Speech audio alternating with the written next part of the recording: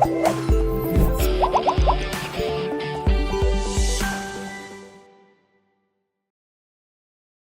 again! In this new lesson, we're going to start quantifiers. Quantifiers like some and any are words that we use to show the quantity of something. Of course, when we talk about quantity, there are nouns that are countable, that we can count 1, 2, 3, 4, and also there are words that we cannot count and we call them uncountable. Like for example, water, we cannot count in, coffee, tea, milk, etc. Okay, so this is what we're going to discuss in this lesson. So we start with this question here. Is there any water in the bottle? So we have two ways of answering this question. We have yes and we have no. And in these two answers, we're going to use these two words or these two quantifiers.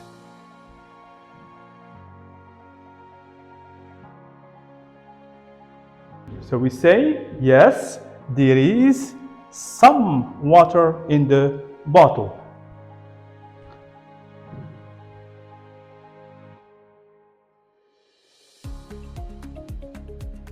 Second answer with no, we say, no, there isn't any water in the bottle. Here, if you see the answer with yes, we used the quantifier some to show that we have just a little of water in the bottle, and we don't know exactly the quantity of this water.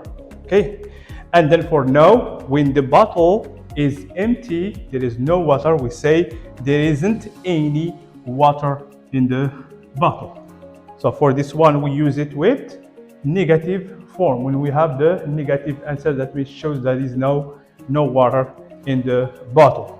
Okay, so we go back to the answer with yes, affirmative answer. Yes, we say there is some water in the bottle, and this is long answer, but we can also say yes, there is some. For no, we can say also there isn't any water in the bottle, or we just say no, there isn't any.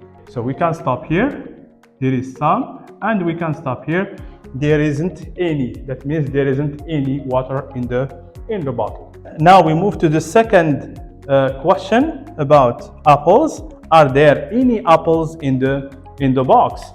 And of course, when we ask about apples is countable or uncountable? You're right, it is countable, sorry, because we can count them: 1 apple, 2 apples, 3 apples, etc.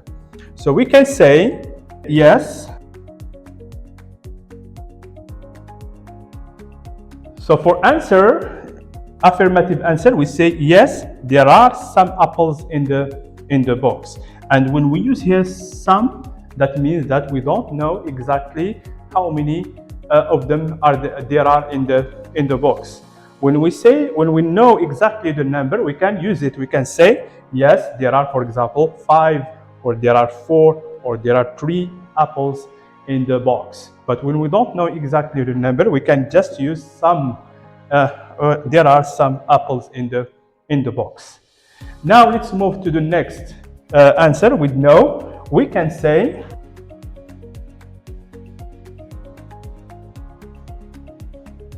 no, there aren't any apples in the box. That means the box is empty. Okay, now let's move to the next examples. We're going to see how to use there is and there are. Okay, so we ask the question, how many books are there in your bag? And if you see here, how many books, that means we use how many for countable, to ask about countable nouns. How many books are there in your bag? We usually answer like this.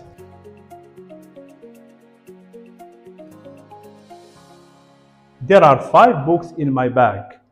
You see here 5 books because we said earlier that books are countable.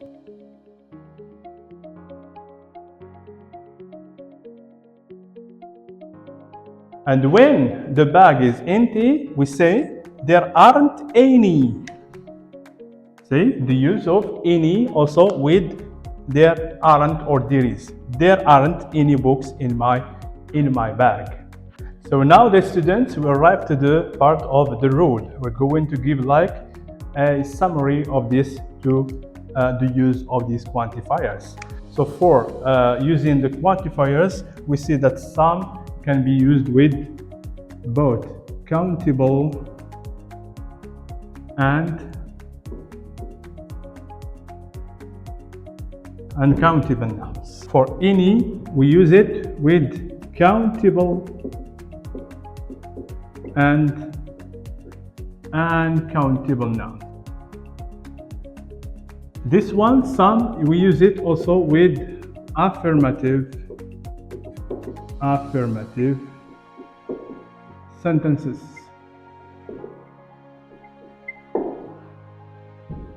And this one, we use it with negative sentence. And also we use it with interrogative